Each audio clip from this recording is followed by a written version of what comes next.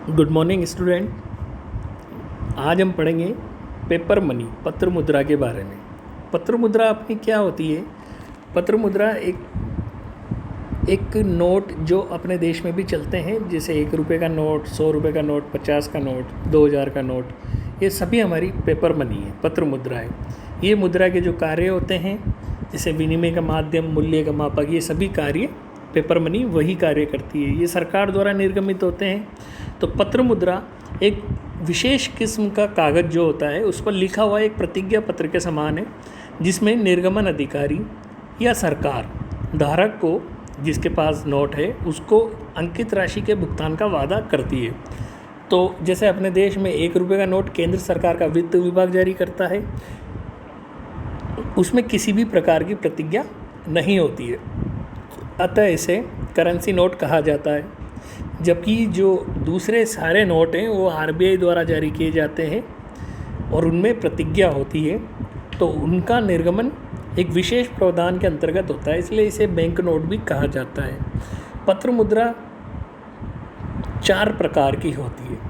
पहली अपनी प्रतिनिधि पत्र मुद्रा, दूसरी परिवर्तनशील पत्र मुद्रा, तीसरी अपरिवर्तनशील पत्र मुद्रा और चौथी प्रादिष्ट पत्र मुद्रा। तो पहले अपन प्रतिनिधि पत्र मुद्रा के बारे में देखते हैं। प्रतिनिधि पत्र मुद्रा वह पत्र मुद्रा होती है जिसके निर्गमन के पीछे 100% सोना या चांदी रक्षित कोष में रखा जाता है। ऐसी मुद्रा को प्रतिनिधि पत्र मुद्रा कहा जाता है। सोने और चांदी कोषों का प्रतिनिधित्व करती है। यह सरकार उन्हें स्वर्ण व रजत में बदलने का उत्तरदायित्व लेती है। नोट निर्गमन के जो आरंभिक काल थे, जब नोट निर्गमन शुरू हुआ, तो लोगों में पत्र मुद्रा के प्रति विश्वास उत्पन्न कराने, मतलब लोगों को इस पर पत्र मुद्रा में विश्वास दिलाने के लिए बहुमूल्य धातुओं को इनके पीछे रखा गया। तो यह पद्धति बहुत पुरानी पद्धति है। प्रतिनिधि पत्र मुद्रा के जो अंकित मूल्य का 100% सोना और चांदी कोष में रखे जाते हैं। मुद्रा निर्गमन अधिकारी जो होता है, वो इस मुद्रा को सोने और चांदी में बदलने का उत्तरदायित्व लेता है।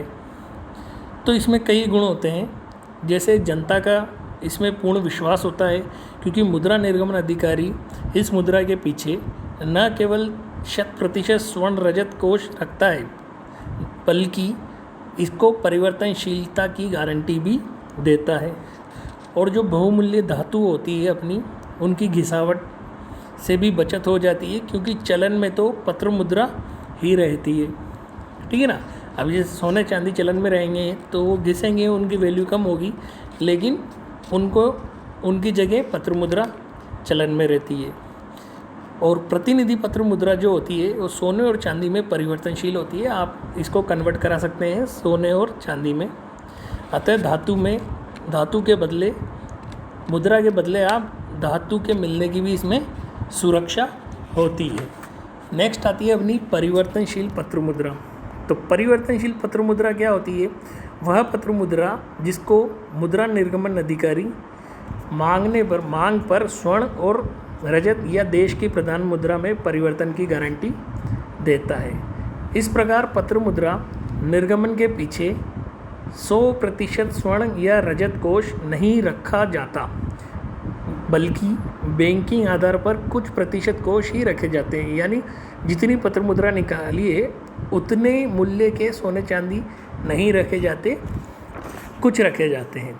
इस प्रकार पत्र मुद्रा के पीछे, ये जो परिवर्तनशील पत्र मुद्रा है, इसके पीछे एक निश्चित सीमा तक ही स्वर्ण या रजत कोष रखे जाते हैं। स्वर्ण एवं रजत कोषों की मात्रा निर्गमित मुद्रा के मुकाबले बहुत कम होती है।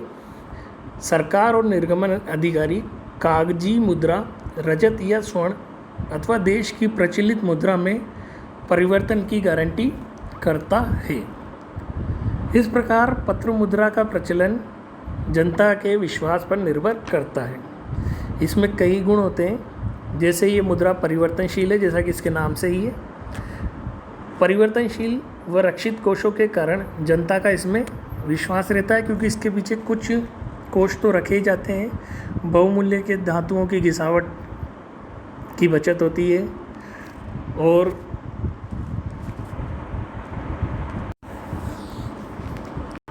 तो परिवर्तनशील पत्र मुद्रा वो मुद्रा होती है बेसिकली जिसको अपन देश की प्रधान मुद्रा में और स्वर्ण रजत में परिवर्तन कर सकते हैं। नेक्स्ट आता है अपना अपरिवर्तनशील पत्र मुद्रा। अपरिवर्तनशील पत्र मुद्रा वो मुद्रा होती है जिसके बदले में सरकार या नोट निर्गमन जो अधिकारी होता है उसने सिक्के और बहुमूल्य धातु देने की कोई गारंटी नहीं की और न ही वह कानूनन ऐसा करने को बाध्य है।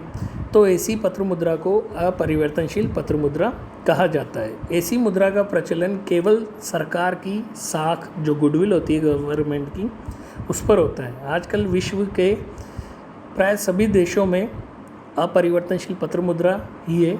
भारत भी उनमें से एक है। अपने देश में भी अपरिवर्तनशील पत्र मुद्रा ही है। इसकी कुछ विशेषताएं होती है, जैसे सरकार ऐसी मुद्रा को धातु या अन्य किसी प्रकार की मुद्रा में बदलने की गारंटी नहीं करती, अर्थात इसमें परिवर्तनशीलता का अभाव होता है। पहले अपरिवर्तनशील पत्र मुद्रा यह मुद्रा संकट काल में सीमित मात्रा में जारी की जाती थी, लेकिन आधुनिक काल में प्राय विश्व के सभी राष्ट्रों ने अपरिवर्तनशील पत्र मुद्रा प्रणाली का सहारा ले लिया है। ये प्रणाली थोड़ी सी मितव्ययी भी होती है, इसमें खर्चा कम होता है और मुद्रा व्यवस्था में पर्याप्त लोच भी रहती है। इसमें कभी भी अपन कम ज़्यादा का परिवर्तन कर सकते हैं क्योंकि आवश्यकता अनुसार ही पत्र मुद्रा का निर्गमन संभव है। नेक्स्ट आती है अपनी प्रादिष्ट मुद्रा। प्रादिष्ट मुद्रा एक तरह की संकटकालीन मुद्रा होती है। जब देश में किसी भी देश में जब युद्ध, राजनीतिक अस्थिरता, आर्थिक संकट के समय सरकार को अपने व्यय में बहुत अधिक वृद्धि करनी हो तो व्यय में वृद्धि के कारण बिना किसी धात्विक कोष के पत्र मुद्रा का निर्गमन कर व्यय का भार उठाती है। गवर्नमेंट क्या करती है, जब एकदम पैसों की बहुत ही आवश्यकता हो गई और सरकार के पास मिनिमम सोने चांदी के कोष भी नहीं है, तो बिना किसी धात्विक कोष के इस पत्र मुद्रा का निर्गमन किया जाता है। ऐसी मुद्रा को प्रादिष्ट मुद्रा कहते हैं। ये प्रादिष्ट मुद्रा अक्सर संकट काल में प्रचलित मुद्रा होती है। इसके पीछे सरकारी प्रतिभूतियों के अतिरिक्त और कोई भी धात्विक कोष नहीं रखे जाते और न ही यह मुद्रा परिवर्तनशील होती है। यह मुद्रा मात्रा में प्राय सीमित होती है, पर कभी कभी इसकी पूर्ति आशा से अधिक बढ़ जाती है। इस प्रकार की मुद्रा का सबसे बेहतर उदाहरण है जब जर्मनी में फर्स्ट वर्ल्ड वॉर हुआ था, उसके पश्चात जारी किए गए मार्क, जो वहाँ की मुद्रा है मार्क, वो तो इसी प्रकार की ये मुद्रा ग्रह काल में अमेरिका में ग्रीन लेवल्स प्रचलित हुई, जिनका मूल्य नगण्य हो गया है।